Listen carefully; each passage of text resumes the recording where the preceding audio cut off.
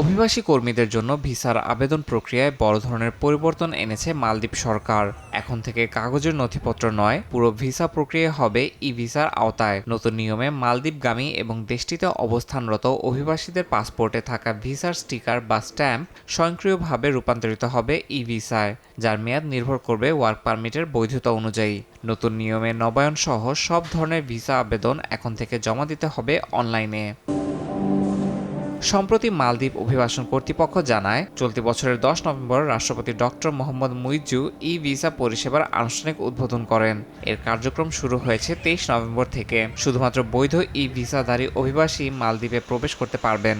দেশ থেকে সময়েও ই ভিসার মেয়াদ থাকতে হবে, অন্যথায় কেউই মালদ্বীপে প্রবেশ বা দেশ ছাড়তে পারবেন না। বিশ্বের যে কোনো স্থান থেকেই এখন অনলাইনে মালদ্বীপে কাজের ভিসার আবেদন করা যাবে। ফলে কমে গেছে কাগজপত্রের ঝামেলা ও দাপ্তরিক ভোগান্তি। বিশেষ করে প্রবাসী বাংলাদেশিরাই এই ডিজিটাল সুবিধায় সবচেয়ে বেশি উপকৃত হবে বলে মনে করছেন সংশ্লিষ্টরা। শুধুমাত্র সিটি ব্যাংকে অ্যাকাউন্ট থাকলেই করতে পারবেন গুগল পে। তাই অ্যাকাউন্ট খুলুন আজই।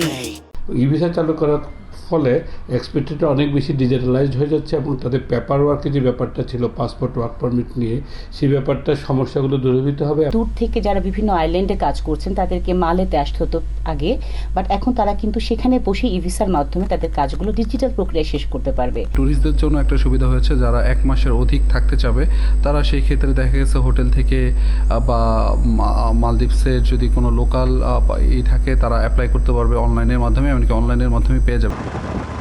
নতুন এই ডিজিটালাইজেশনে মালদ্বীপে বসবাসরত প্রবাসী বাংলাদেশিদের প্রবেশ প্রক্রিয়া আরও সহজ, দ্রুত ও স্বচ্ছ হবে বলে জানিয়েছে বাংলাদেশ হাই কমিশন। আগে যেই ভিসা পেতে যে সময় লাগতো বা ফিজিক্যালি যে পাসপোর্টগুলি সেখানে প্রদান করতে হতো, সেগুলো আর ভবিষ্যতে লাগবে না। এর ফলে আশা করা যায় যে সেই ভিসা সার্ভিসটি আরও দ্রুত হবে এবং এর ফলে আমাদের প্রবাসী যারা আছেন তারাও কম সময়ে সেই সার্ভিসটা পাবেন।